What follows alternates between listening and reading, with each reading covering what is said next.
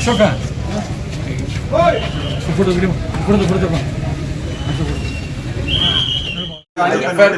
ಒಂದು ಸೆಕೆಂಡ್, ತಾವು ಈಗ ಬಂದಿರೋ ಉದ್ದೇಶ ನೋಟಿಸ್ ಜಾರಿ ಮಾಡಿ ಸರ್.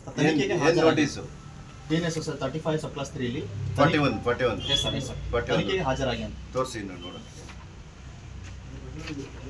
ಮತ್ತೆ ಕಂಪ್ಲೇಂಟ್ ಕೊಟ್ಟರು ಅವನೇನು ಅನ್ನೋದಕ್ಕೆ ಮುಂಚೆ ಪೂರ್ವಪರ ಪರಿಶೀಲನೆ ಮಾಡಿ FIR ಹಾಕಬೇಕು ಅಂತಿರೋದು ನೋಡ್ಕೊಳ್ಳಿ. ನೀವು ಹಾಕಿರೋ ಸೆಕ್ಷನ್ ಅದಕ್ಕೆ ಅಪ್ಲೈ ಆಗುತ್ತಾ ಅಂತ ಫಸ್ಟ್ ಚೆಕ್ ಮಾಡ್ಕೊಳ್ಳಿ. ಇದರಿಂದ ನಿಮ್ಮ ಸ್ಟೇಷನ್ ಎಲ್ಲ ಕಂಪ್ಲೇಂಟ್ಸ್ ತರ ಎಲ್ಲರ ಮನೆಗೂ ಹಿಂಗೆ ತಗೊಂಡೋಗ್ತೀರಾ? ಎಲ್ಲರ ಮನೆಗೂ ಹಿಂಗೆ ತಗೊಂಡೋಗ್ತೀರಾ? ಎಲ್ಲರೇ ಒಬ್ರು ರಾಷ್ಟ್ರೀಯ ನಾಯಕರು ಡಿಪಾರ್ಟ್ಮೆಂಟ್ ಇನ್ನೊಬ್ರು ಯೋಚನೆ ಮಾಡ್ಬೇಕಲ್ಲ, ಯಾವನ್ನ ಕೆಲಸಕ್ಕೆ ಬರೋದನ್ನ ಕಂಪ್ಲೇಂಟ್ ಕೊಟ್ಟಂದ್ರೆ ಎಲ್ಲರ ಮನೆಗೂ ನೀವು ಹಿಂಗೆ ಹೋಗ್ತೀರಾ? ಇದು ಕ್ಲಿಯರ್ ಮಾಡಿ. ಹೋಗ್ತೀನಿ ಬಂದ್ರೆ ನಾವು ಖಂಡಿತ ಮಾಡ್ತೀವಿ ಅಂತ ಒಂದ್ ಸ್ವಲ್ಪ ಹೇಳಿ ಸರ್. ಇಂತಿಂತ ಕೇಸ್ಗಳು ಅಂತ ಹೇಳಿ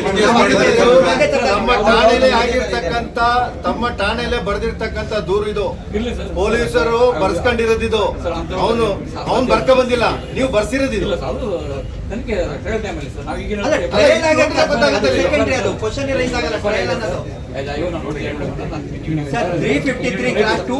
ಆಗಲ್ಲ ಅಂದ್ಮೇಲೆ ನೋಟಿಸ್ ಯಾಕೆ ತಗೋಬೇಕು ಅಂತ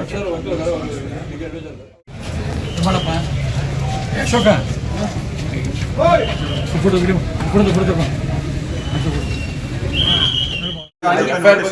ಒಂದ್ ಸೆಕೆಂಡ್, ತಾವು ಈಗ ಬಂದಿರೋ ಉದ್ದೇಶ ನೋಟಿಸ್ ಜಾರಿ ಮಾಡಿ ಸರ್. ತನಿಖೆಗೆ ನೋಟಿಸು TNSS 35/3 41 ಎಸ್ ಸರ್ ತನಿಖೆಗೆ ಹಾಜರಾಗಿ ಅಂತ ತೋರಿಸಿ ನೋಡೋಣ. ಮತ್ತೆ ಕಂಪ್ಲೇಂಟ್ ಕೊಟ್ಟರು ಅವನೇನು ಅನ್ನೋದಕ್ಕೆ ಮುಂಚೆ ಪೂರ್ವಪರ ಪರಿಶೀಲನೆ ಮಾಡಿ FIR ಹಾಕಬೇಕು ಅಂತಿರೋದು ನೋಡ್ಕೊಳ್ಳಿ.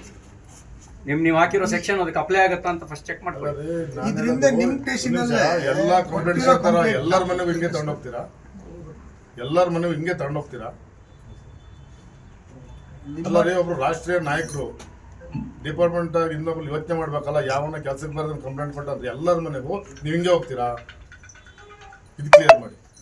ಹೋಗ್ತೀನಿ ಬಂದ್ರೆ ನಾವು ಖಂಡಿತ ಮಾಡ್ತೀವಿ ಅಂತ ಒಂದ್ ಸ್ವಲ್ಪ ಹೇಳಿ ಸರ್. ಇಂತಿಂತ ಕೇಸ್ಗಳು ಅಂತ ಹೇಳಿ ತಮ್ಮ ಠಾಣೆಯಲ್ಲೇ ಬರೆದಿರ್ತಕ್ಕಂತ ದೂರು ಇದು. ಪೊಲೀಸರು ಬರ್ಸ್ಕೊಂಡಿರೋದಿದು. ಅವನು ಬರ್ಕ ಬಂದಿಲ್ಲ, ನೀವು ಬರ್ಸಿರೋದಿದು.